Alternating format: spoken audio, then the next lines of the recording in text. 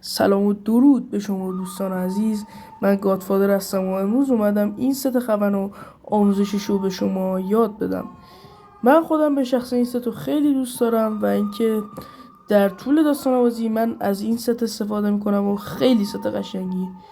کلاه ایگوانا بیگ ولیش که خیلی رخ مردونه‌ای و کابویی به کرکتر ما میده و وستش که خیلی قشنگه از نظر من که از پوست گوز لژندری و یک قوچ هستش. دستکشای این ست که از پوست گوزن لژندری و روباه لژندری ساخته شده و رو شلواریش که خیلی قشنگه. خلاصه لایک و ساب یادتون نره. بریم برای این ست زیبا.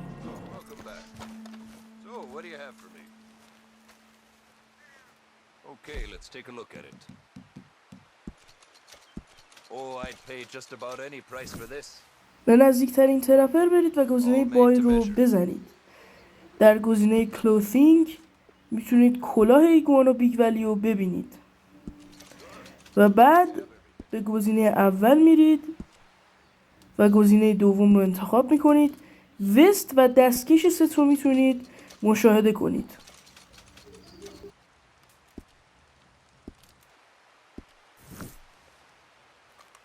برای شکار ایگوانا به این منطقه بیایید. یک ایگوانای 3 ستاره رو پیدا کنید و حتما با وارمین ترایفل به سر اونا شلیک کنید.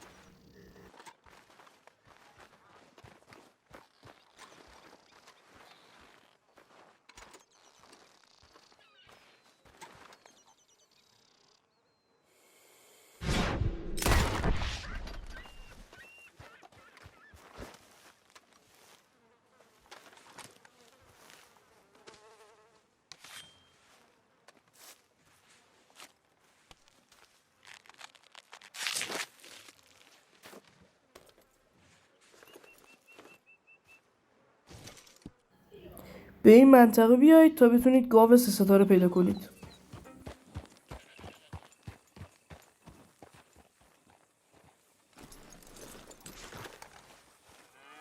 حتما از طناب استفاده کنید و طناب رو دور گردن اونا بندازید و وقتی که نزدیک اونا شدید دکمه دایره رو بزنید و اونا رو کیل کنید.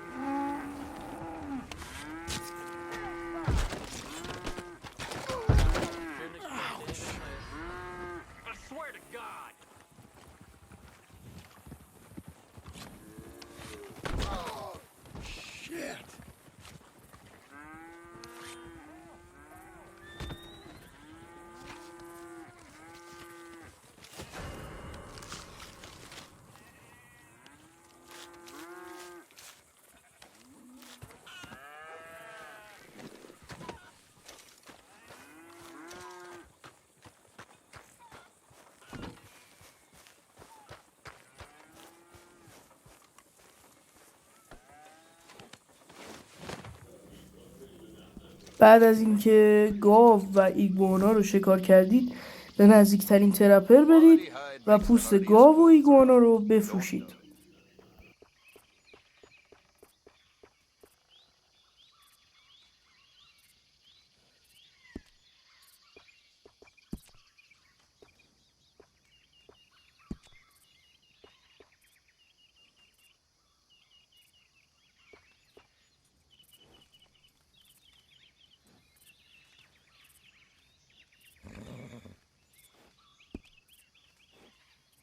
برای شکار روباه لژندری به این مکان بیایید.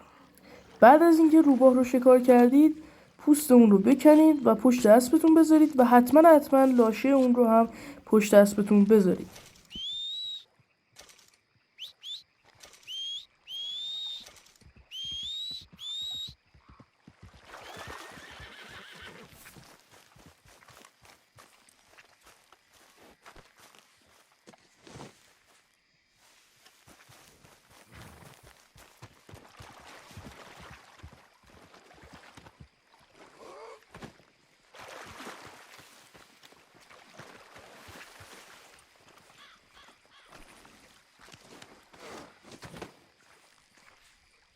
بعد از اینکه روباه رو شکار کردید دوباره به ترپر بیاید و پوست اون رو و لاشه اون رو به ترپر بفروشید. Nothing quite like wearing your best day's work.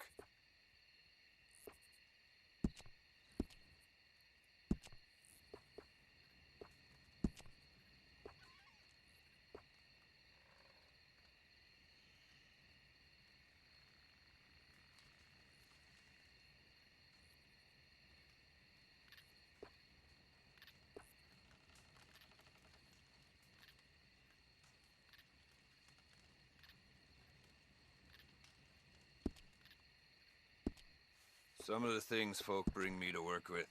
Dead squirrels, cats full of buckshot, city folk, eh?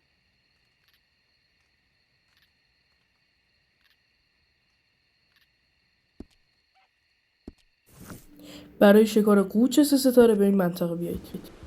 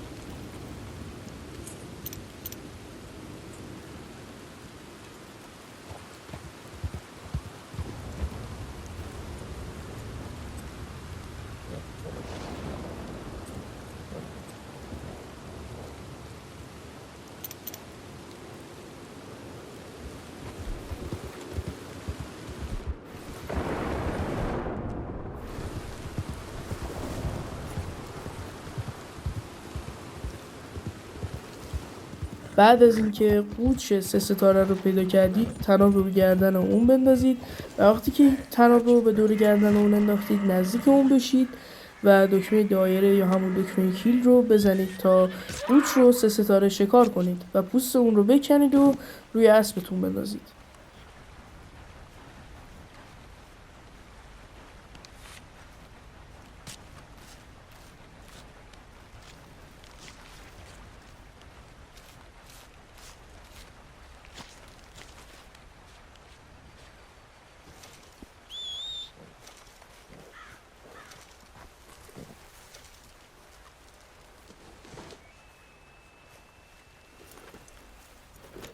و در آخر هم برای شکار گوز لژندری به این منطقه بیایید. وقتی که رد پای گوز لژندری رو پیدا کردید، رد پاش رو دنبال کنید تا به خود گوز برسید. وقتی به خود گوز رسیدید، گوز رو شکار کنید و پوستش و همچنین لاشش رو به روی اسبتون بندازید. و یادتون باشه که حیوانات لژندری رو نیاز نیست با اسلحه خاصی شکار کرد. حیوانات ساده هستن که شما یا باید از تیر و کمان و یا با استفاده از طناب باید اونها رو بکشید و شکار کنید.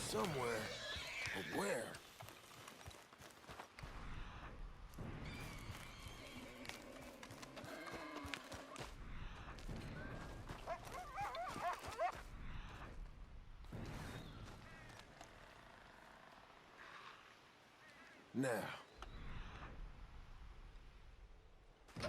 Nearly there, I bet.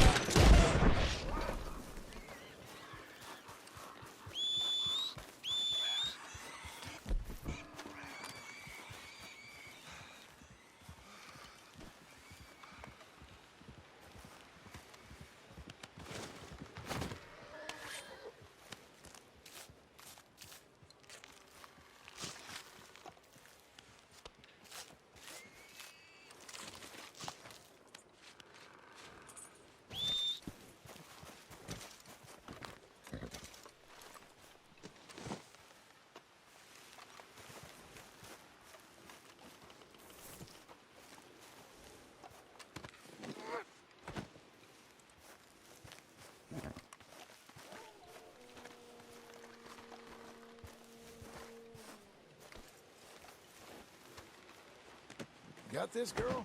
بعد از اینکه لباسا رو از ترپر گرفتین به این قسمت نقشه جنرال استور ولنتاین بیایید.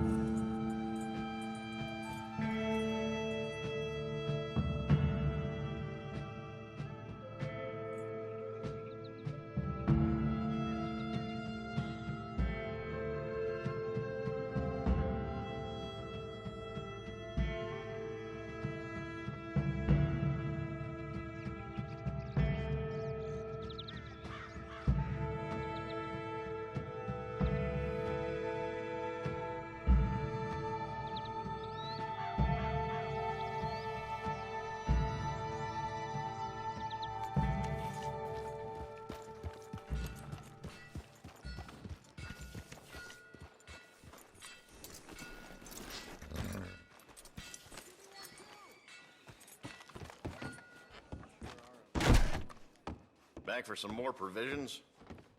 Got everything you need. Have a look. Now, let's... بعد از اینکه به جنرال استور رسیدید دفتر جنرال استور رو باز کنید و گزینه کلوثینگ، گزینه پنتس و کافتاون پنتس رو خریداری کنید. رنگ کرم قهوه‌ایش رو هم خریداری کنید.